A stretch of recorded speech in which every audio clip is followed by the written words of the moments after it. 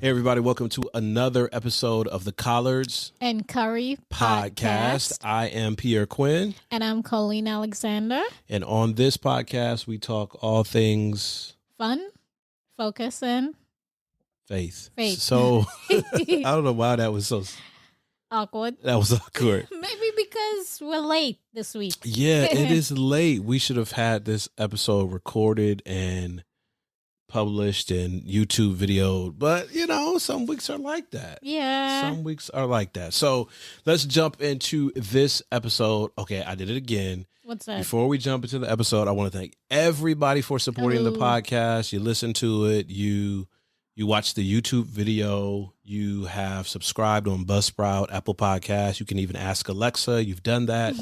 So the support has been real cool, guys. We really appreciate it. Thank you so much. All right, so let's jump into this episode. What are we talking about this week? One of our favorite things for fun. We got a lot of favorite fun things we do. Camping. Oh, man. Yeah, that's part of the great disappointment of 2020. 2020. Last podcast episode. Did we talk about the fair? Was that last podcast episode? I believe so. So on this funnel one, cake. Oh, man. Elephant ears, beaver tails. We never saw who I don't know if anybody answered. did. It might have been too depressing, them thinking about not going to the fair either. But we wanted to talk on this episode about camping. Now, we haven't been going camping every year, but camping has been a major portion of us, of our life together. Even before, when we were dating, we would like to go camping with friends. Yeah.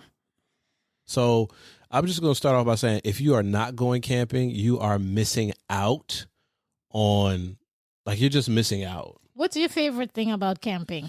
Man, favorite thing. I don't know.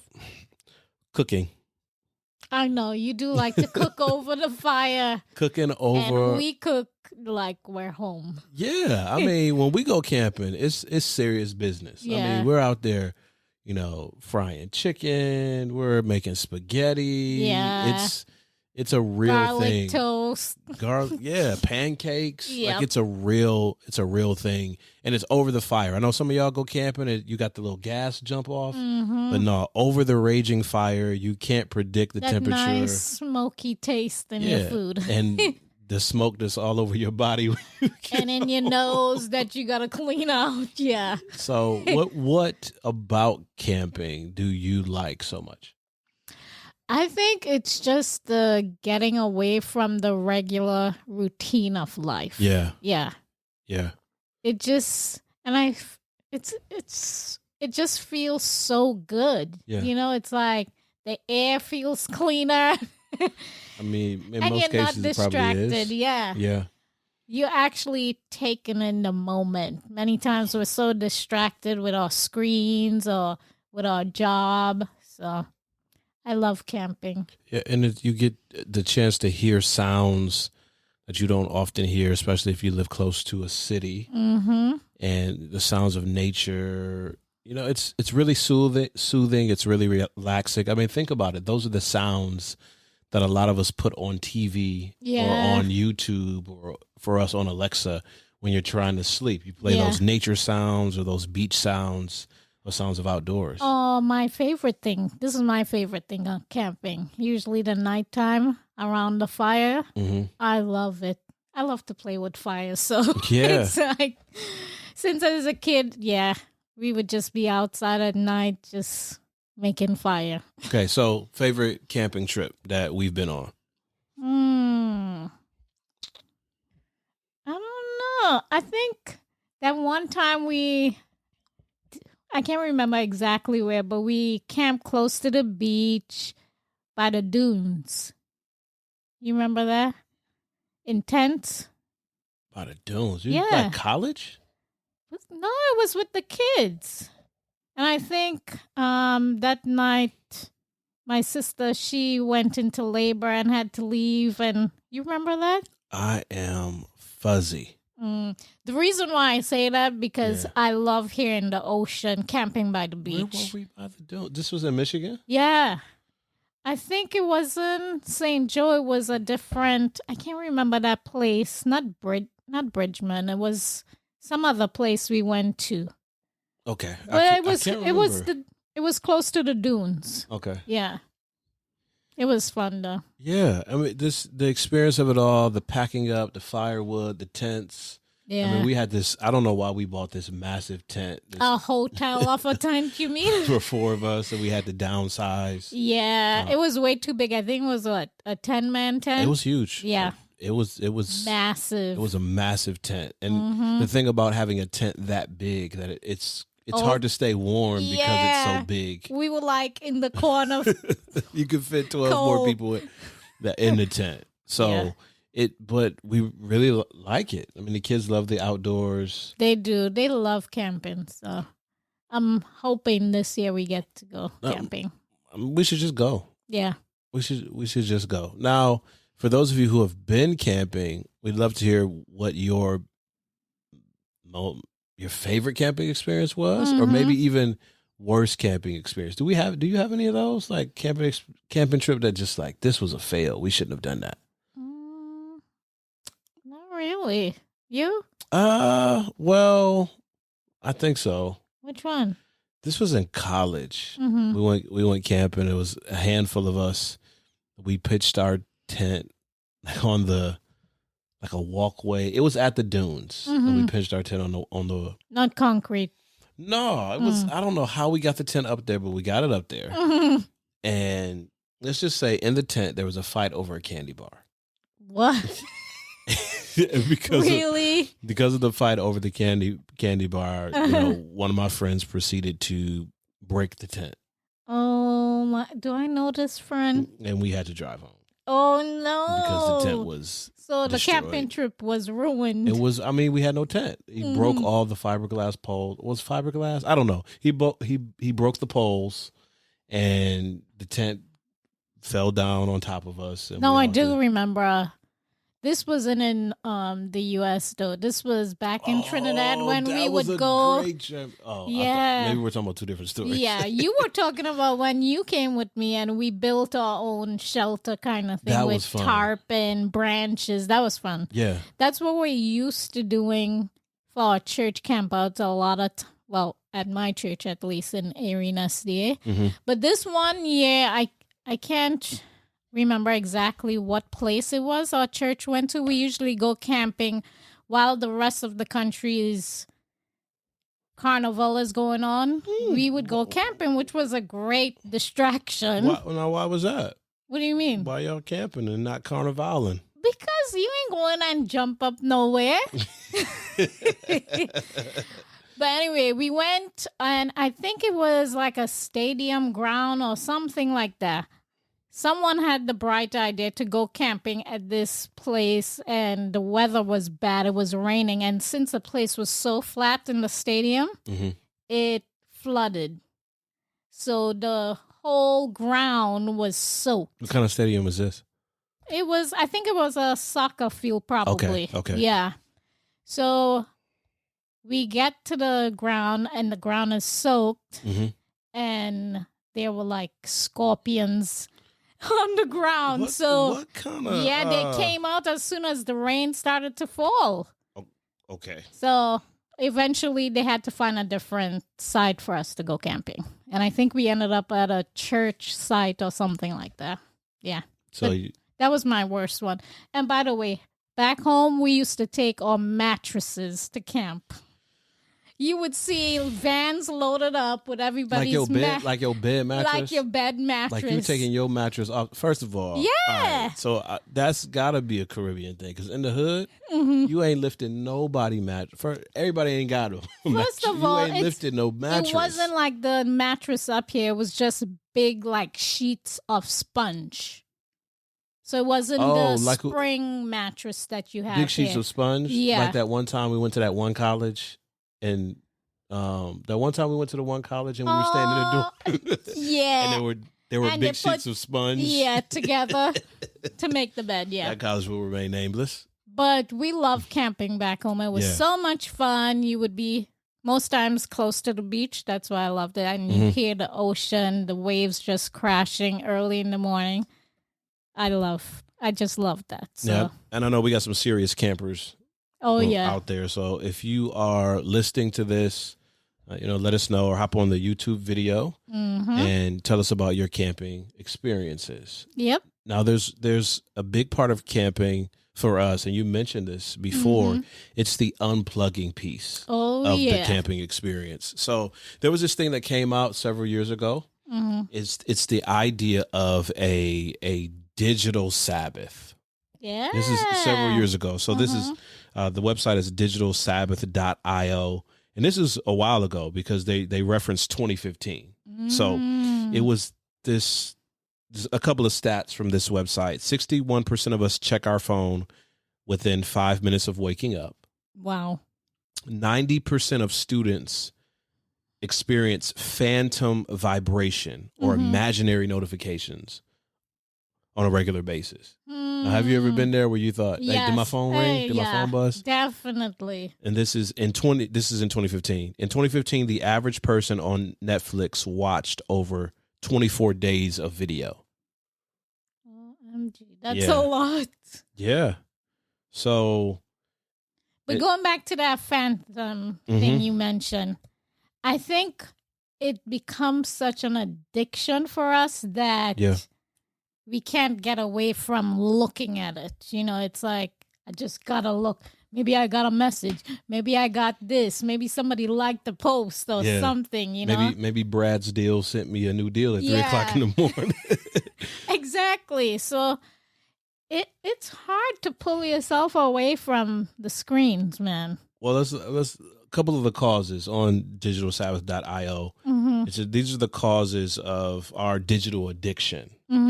And when we go camping, the stronger tips to unplug and be in the place, and be let's present. Admit, some of us have withdrawals. It's like you do have withdrawals. You tell people, don't touch the phone. Try not to touch the phone, and it's like, oh my God, I'm gonna die without my phone. I mean, it's an addiction, right? Yeah. So some of the causes they say is it's always available. Remember, we were talking about a couple of episodes before where there was a time in our lives where TV went off. Yeah. Like you ain't watching nothing. Yeah. So media is bottomless. There's always something, and it's designed to be that way. Man, that was just a little gas. We talk about gas on a different podcast episode. That's funny, babe. Just a little bit. Boredom. We've developed a desire to always be entertained. So we've lost the ability to be bored. Escapism. Rather than deal with our problems, our fears, our hurts, we suppress them all in an alternate reality. I think the quiet moments allow us to kind of be in touch with that, our emotions and our thoughts. And so to get away from that, we do go to the screens to keep us somewhat distracted as a way to cope. It's a way of developing or exercising digital courage too. Yeah. Where there are things that we'll say, we'll sub tweet, or we'll put up a post about someone and we feel like we're saying something, but we're not really talking to anyone, and we wouldn't necessarily have the courage to tell them face to face. So it allows us to escape behind our profile picture or our whatever digital avatar. Do you remember that article I shared with you that talked about that actually social media actually makes us feel more lonely? Yeah.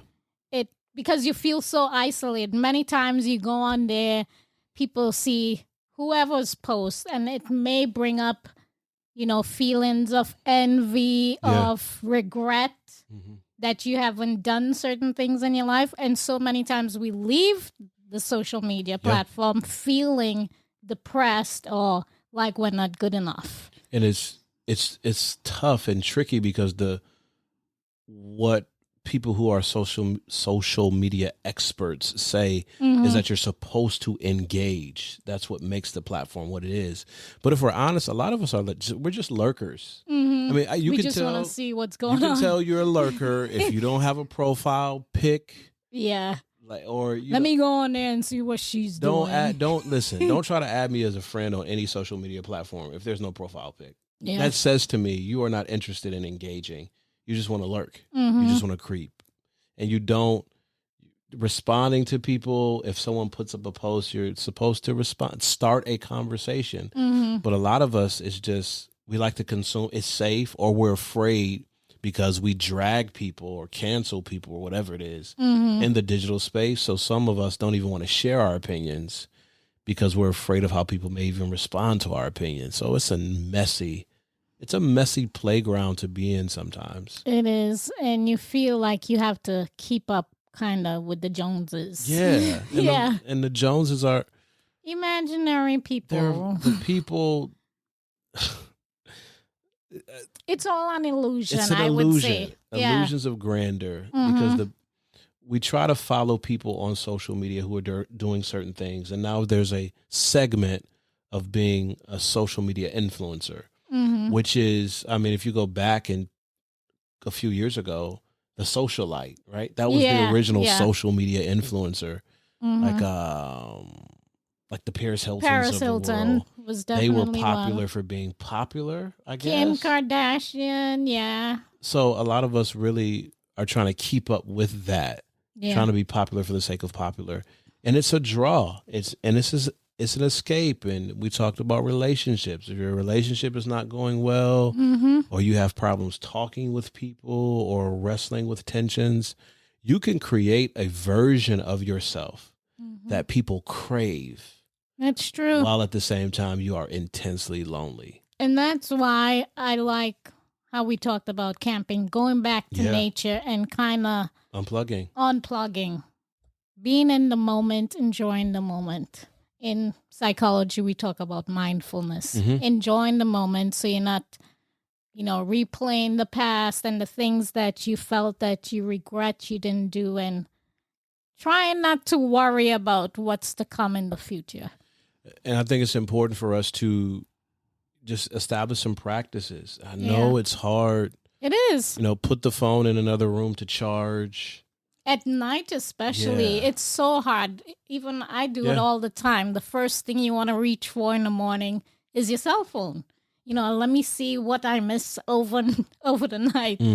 And it's a hard thing to break. But I think if we start doing small changes, like keeping it a certain distance, that alone in itself would help us. I mean, there's a reason why QVC sells so much. At night? Shop HQ sells so much at night because they know we're up and we're restless and we're trying to find something to do. And I think it's a tension between not just finding something to do.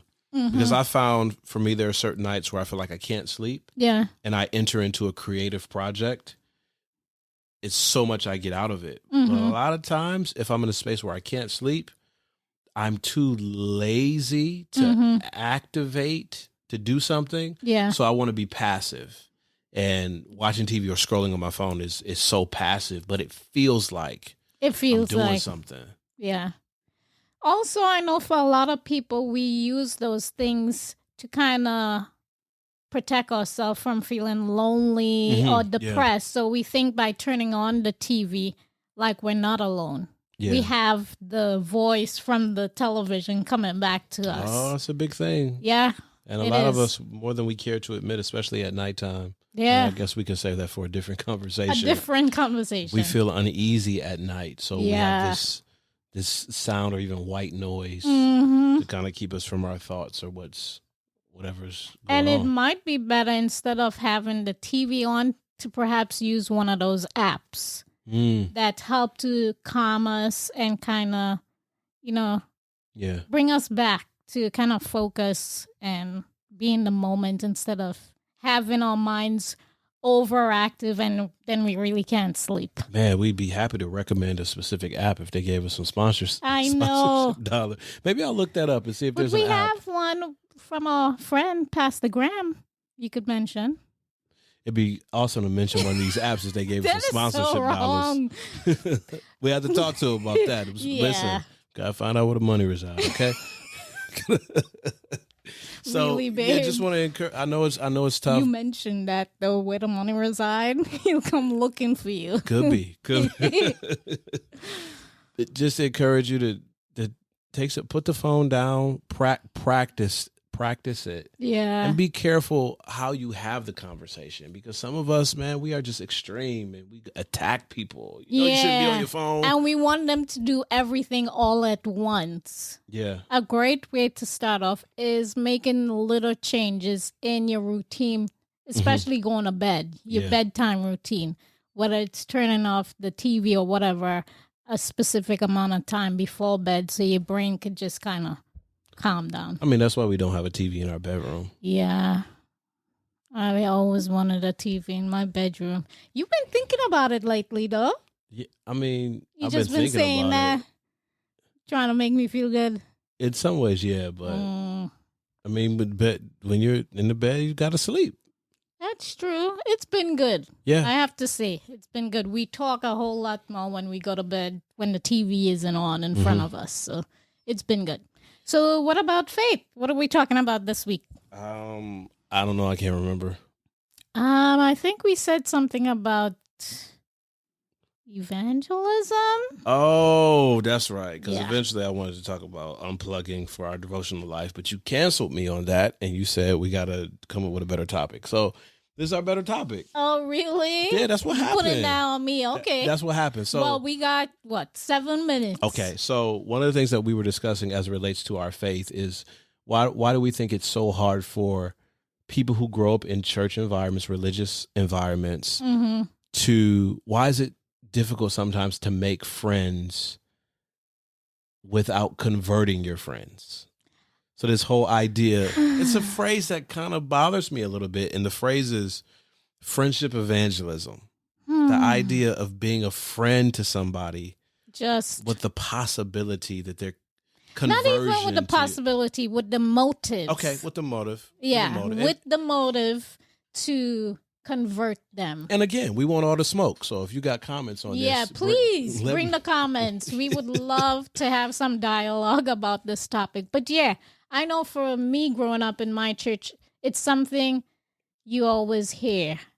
It's not necessarily where, you share the gospel, basically your story. Yeah, your story. No, I'm going to convert you in these 5 minutes that we talking here. So, yeah, it's kind of repeated over and over. That's what we're supposed to do as good Christians. And it's not even just the conversion of somebody to Christianity. And I know there are a lot of feelings about that, about people and Christianity and its origins and its historical context. As we're recording this, there's this, thing on PBS. I haven't watched it yet, talking about Black church. And, and just with Dr. Gates. Yeah. So it's a lot around that Christian conversation. But for some of us, if we're honest, we're trying to convert people to our brand of Christianity. Yeah. So it's not enough for you to be a Christian or to even say you go to church or believe in God.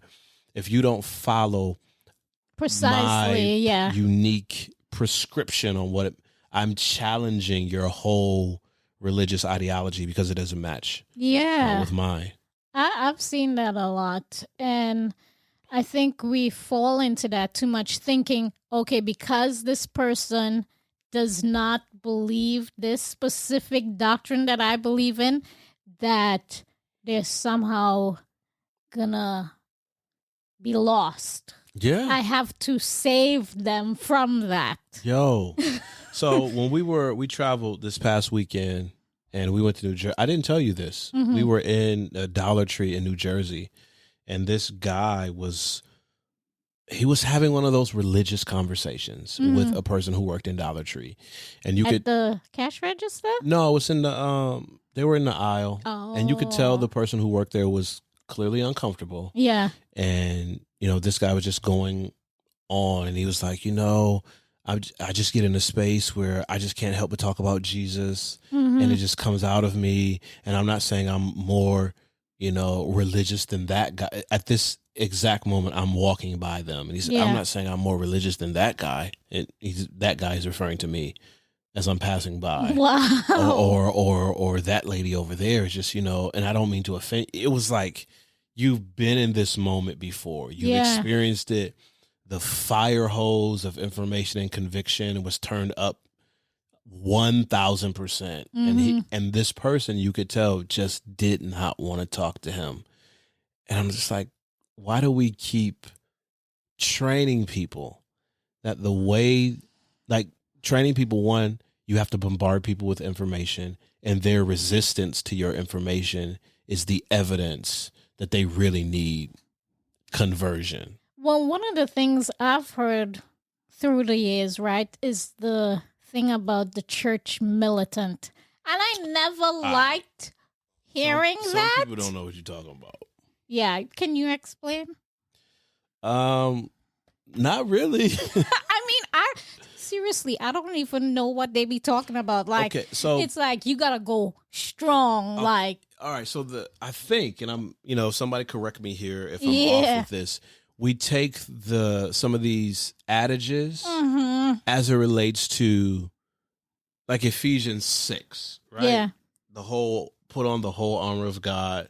We believe Paul is using the analogy of how a Roman soldier is outfitted for war to explain with spiritual things how Christians are supposed to act, right? So there's this idea that we are soldiers. Yeah, yeah.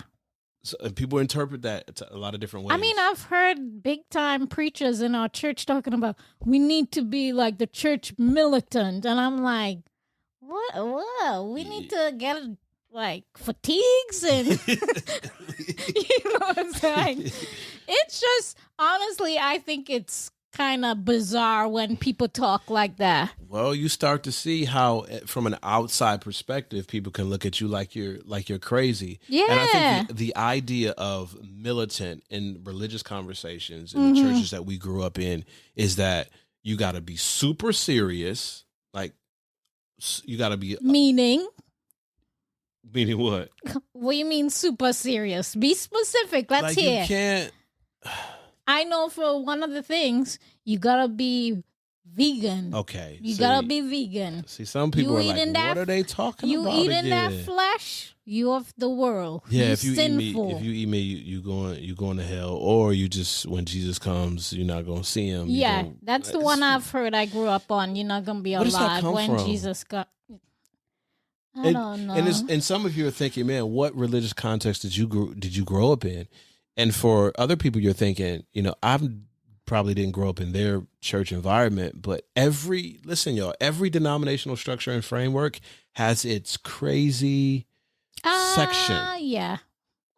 And things that we have normalized to be regular behavior that is so odd. It's just... I mean, even the terms like... It's odd. You see people wearing jewelry. I've heard people refer to individuals as the Philistine women, and I'm like... Or pagan. Yeah, pagans. It's like, what? Yeah. That's so crazy to say that. Well, I think it's a very... Sometimes when we think about propaganda... Ooh, did I say that word? Yes, you did. When we think about propaganda, we think it's something that only happens... Only in politics. In the secular world. Or only with commercials, or only with movies. But we don't sometimes wrestle with how the language of our customs and traditions are shaping and really guiding our thoughts. And it's propaganda. It's manipulative language. Yeah, and we got to be able to call some of this stuff out. Generation to generation, however you came into the church, that's how you pass it to the next people. And in many times, what you revert back to when you get older, if you don't find out for yourself. Man, this was a good conversation. Yeah, so we got some people. No, they probably not going to talk about militant or whatever. They're not gonna say nothing, but y'all know what we saying. So. Yes. All right, that's it for this episode. Thanks, guys, for joining us. Bye. Bye.